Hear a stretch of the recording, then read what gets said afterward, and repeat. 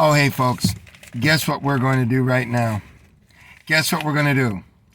That's right. We are going to do another German death card. How do you like that?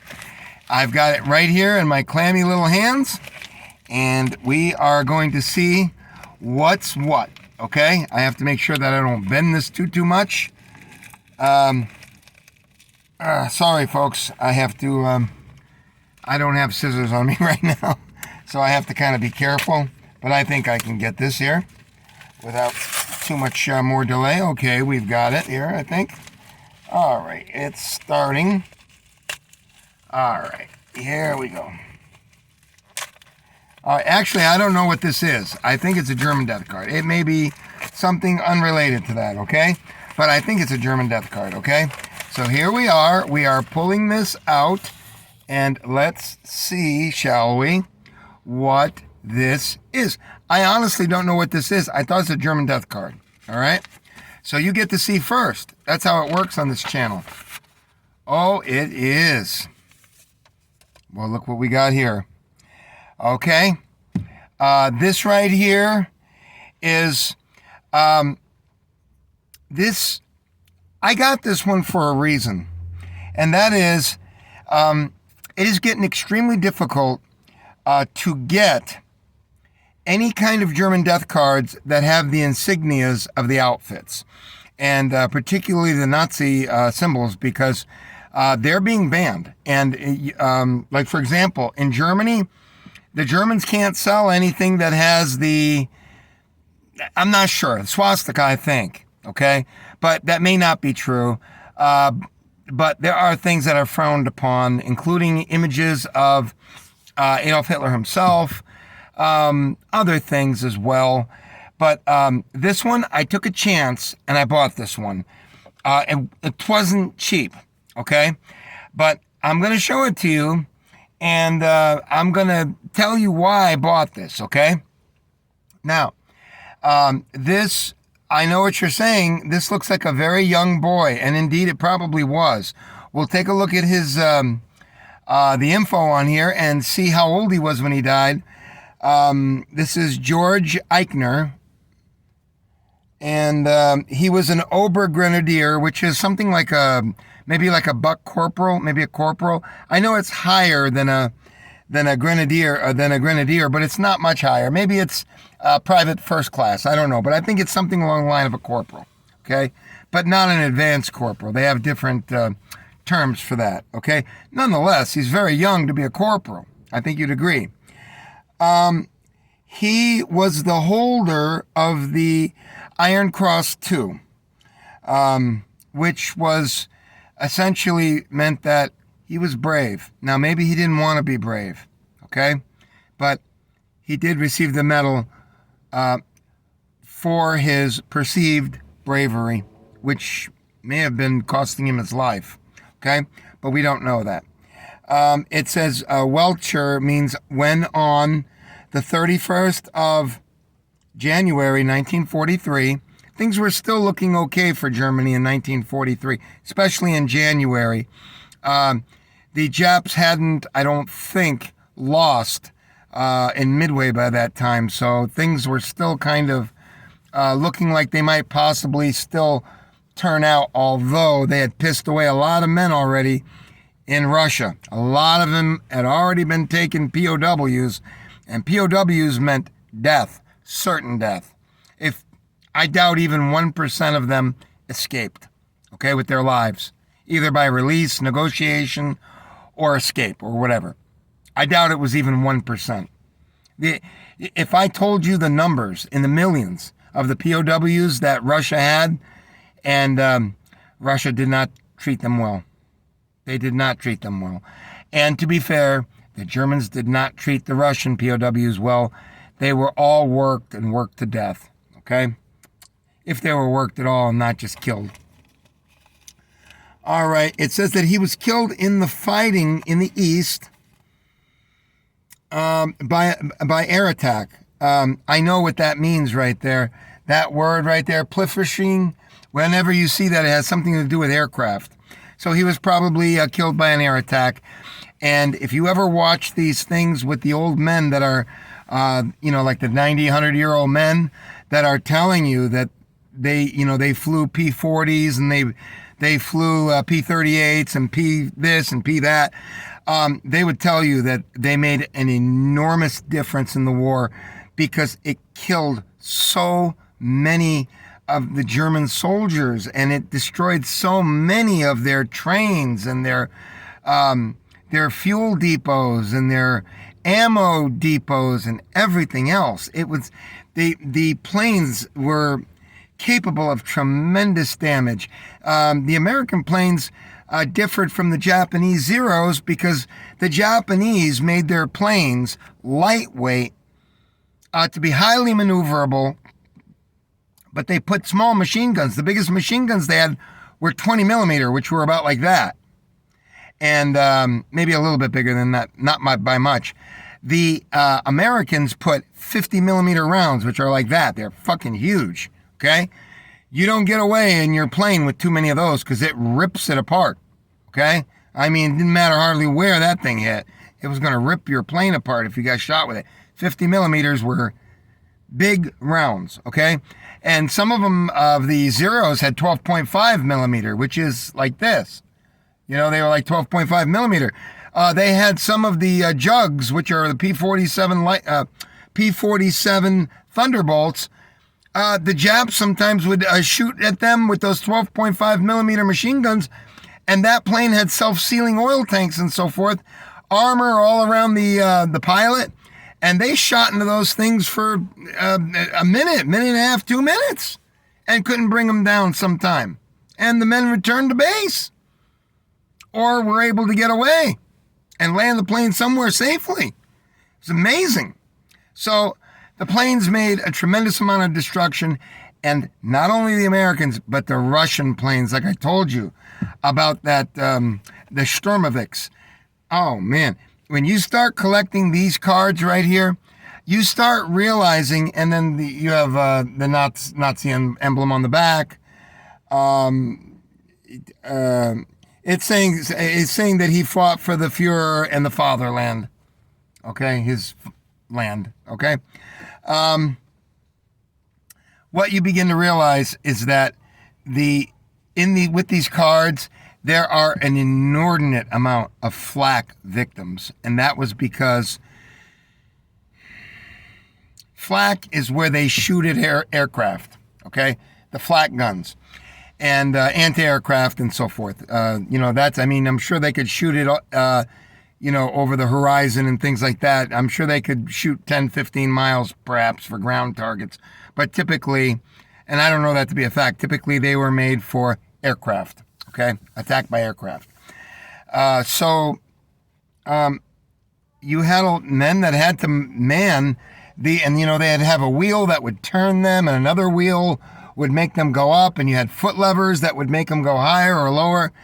And folks, if these Russian Sturmovix could come in with that big steel nose of theirs, so that you couldn't shoot the damn thing.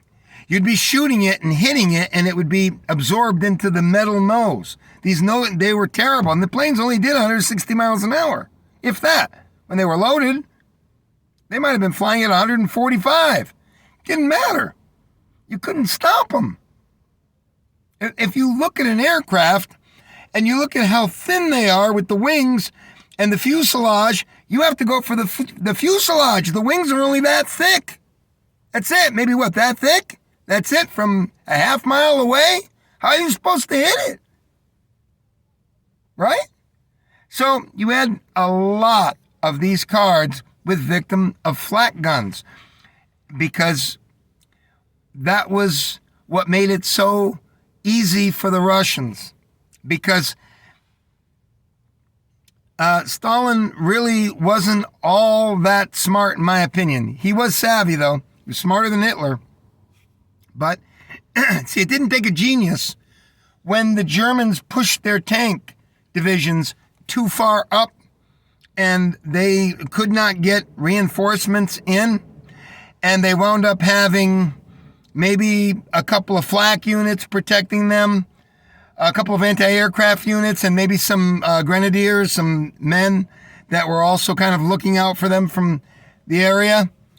All it took were these Stormoviks that would come in, and if they knocked out the flak protection units, those anti-aircraft units, that was it. And the Russians really didn't care whether you took your Panzer tank 800 yards over there, or if you took it 1.5 miles over that way, or 1 3/4 miles over that way. They really didn't care. You know why? Because they were going to find you on the next round. And those planes weren't going to have to go through that particular anti-aircraft, because it was blown apart. Men killed.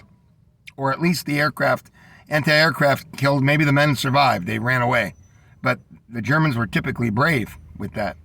So this is why you had so many flak victims, and why the Russians made such progress with this, because once you took out the anti-aircraft guns, the tanks were sitting ducks, and in the Ukraine, they had burned and leveled everything. There was nothing you could do to hide. So you could go 2, 3, 4, 6 miles this way. It didn't make any difference. Stalin just said, let them go wherever the hell they want. As soon as we get our planes refitted with the rockets or, machine gun rounds or whatever, we'll just go back and finish them off. It's essentially what it was. The Germans could not get reinforcements. They had penetrated too deeply. So, sorry for that boring history lesson over there, okay? Why did I buy this? Well, because I only have one other card that is as clear as this one with the SS insignia, okay? Now, in this one right here, you can see, it's not clear, but you can see the SS collar tabs right here, okay? But that notwithstanding, the real ticket here is the Death Skull, which you can see right there. And although it's not real clear here, and it's hard with the resolution of the camera, that is a Death Skull right there. And it had a skull with crossbones underneath it. And that was the emblem that they wore on their hats, and also sometimes on their lapel. I've seen it also on here. But that was the mark of their insignia, and that meant they were an SS division. So this is getting difficult to, secure these cards. On top of that, this was a young man, so I think that makes the value a little bit more than if you have a 34-year-old man, although I can't tell you that for sure. But he was 20 years old. Obviously, he was in the Army probably at 17. I mean, does that look like anything more than a 17-year-old young man? It doesn't to me. So, some of these things have little rhymes and, poems and stuff, but I don't know how to read it to you. But basically, they just basically say you're free, you're free now, rest gently and all that. But on the back here, I know what this is saying. It's saying, I did something making my stand in the fighting for the Fuhrer and fatherland. Okay? So there you have it. I hope you enjoyed this. And it's going to be a card I treasure, and it wasn't cheap, which is why he gave me this plastic sheath with it. And it's a really good thing to have these, because these cards are little more than pieces of newspaper. Can you see that? In fact, when I got this the first time, you can see how thin they are, right? When I first got one, I told you that story where I got the one of the little kid that looked like he was a child. When I got that one, I was really pissed because I thought this was like some kind of a trading card. I didn't know that it was as thin as a newspaper. I didn't know that, but that's how they are. And I wasn't into it at the time. I just was so shocked by it. I said, geez, I'm going to get that, So now I've turned into a big buff of these things, okay? And I don't know if this is, showing what it is, but this was not cheap, okay? This is not cheap. It's showing you what it is there, and that's the cost of it. Okay? This one card was $100, and that was negotiated. It was more. He was asking, I think, $135. I think. I'm not sure. But there you have it, and there's the card. It gives you a little thing. And this is like a professional eBayer, so... Anyways, he died on January 31st, 1943. Okay? Card Elite Unit Corporal George Eichinger. God bless you, folks. Take care. Anyone that wants to, leave a comment on this, of course, feel free to do so. Look, there's all sorts of people that collect this. It goes from, sinister intentions to people who are just amazed by it. And I kind of fall into the category of people who are amazed at this. And I guess I would be lying to you if I didn't feel something for this, because I feel bad for these kids. They were so young, They were so young to have to be put into this, and they were so brave, I kind of can't help it. And I know that's not pleasing to certain people, and I know that. And it's a shame that I carry. What can I tell you? It's a shame I carry. I can't help it. I would not like that if I was Russian. I mean, you know how it was. You know what I mean? With Russians, they didn't like the Germans, and vice versa. So anyways, take care. Tune back in. I'm going to be cutting videos all night tonight, and maybe tomorrow too. Okay? Peace.